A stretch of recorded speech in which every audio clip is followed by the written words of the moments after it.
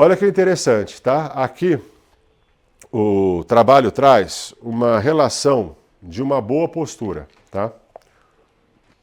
Então ele é a primeira figura do trabalho, do paper, e ele traz, né? Então a gente tem aqui alguns pontos que a gente gosta de marcar. Aqui é no maléolo lateral, na cabeça da fíbula, trocânter maior, acrômio, e aqui é o trago da orelha, tá? Então, como a gente tem uma relação quase que linear entre esses pontos, o artigo traz como uma boa postura do menino, né? Uma boa postura e um menino de 8 anos de idade, tá? E aí ele traz como exemplo por essas relações entre esses pontos anatômicos, tá? Olha que interessante. Aí, o trabalho não traz essa informação. Essa informação fui eu que criei através de conhecimentos prévios. Que é o quê? O que eu observo nessa imagem? Primeiramente, né, uma protusão abdominal aqui, ó. Uma curvatura, né, uma extensão da minha coluna lombar mais proeminente. E também, que para mim é bem visível, é isso aqui, ó.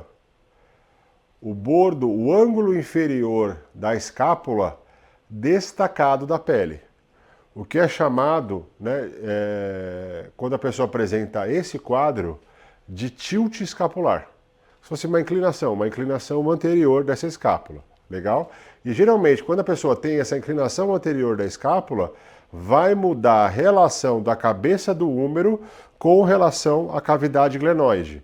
E a gente fala que é o slide da cabeça humeral na glenoide. Tá? Então, uma outra consequência pela condição escapular, pela má postura escapular. Beleza. Mas olha que interessante. O artigo traz um enfoque principalmente em crianças. Se vocês vão ver algumas imagens desse artigo. E na criança, o artigo não fala, mais uma vez, mas no livro do Kendall ele traz o quê?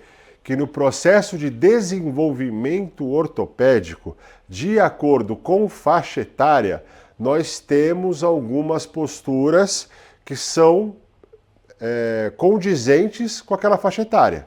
Então, por exemplo, a criança, e até eu fiz um trabalho, uma iniciação científica, que geralmente até os 13 anos, é muito predominante em crianças ter esse padrão de escápula.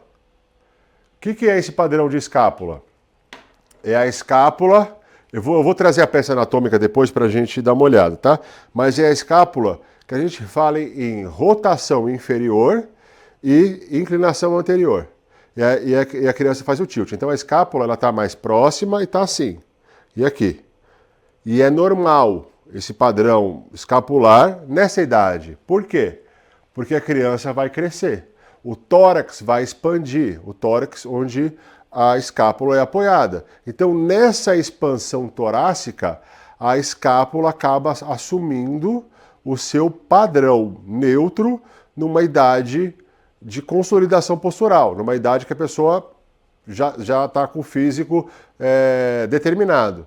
Então, há etapas do desenvolvimento ortopédico que levam essa escápula a se colocar numa condição mais adequada. Então, nessa fase de 8 anos, talvez o artigo ele não trouxe uma crítica com relação a esse apontamento devido a esse ponto ortopédico que esteja de acordo referente à idade. Ele não fala isso, mas eu estou dando sentido por conta desse conhecimento adicional. E uma outra coisa importante é essa hiperlordose.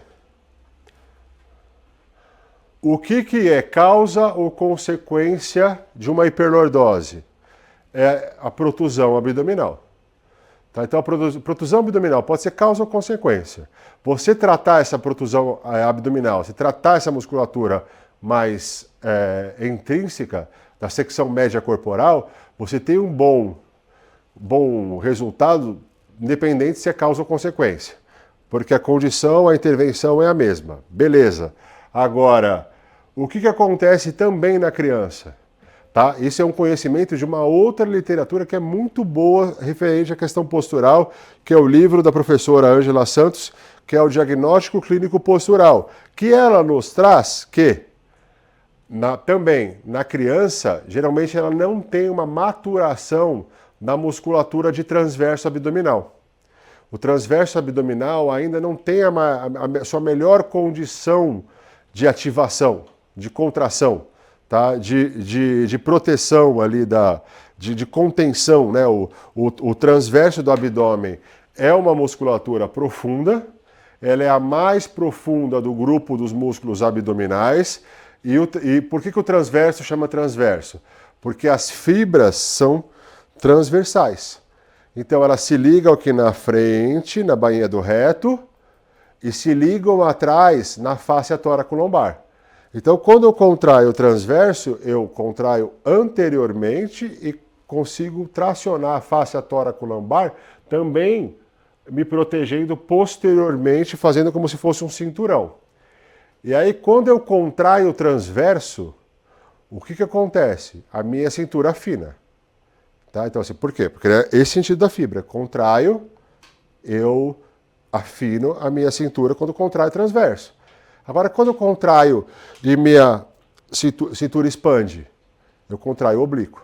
Tá? Então, o transverso ele é responsável por afinar a minha cintura. Tá? A criança ela não tem a maturação dessa musculatura. Então, o que acontece? E é muito comum, e esse livro da Ângela Santos fala que quando a criança corre, para fazer um pega-pega, por exemplo, e ela corre no máximo da sua velocidade, e ela fica ofegante, ela tem uma respiração do tipo cachorrinho. O que é respiração cachorrinho? Que toda vez que ela inspira, ela contrai o diafragma. O diafragma, a tendência dele é baixar, né? Abaixar a pressão, aumentar a pressão abdominal, ele abaixa, expande as costelas inferiores, mais no mecanismo de alça de balde, né?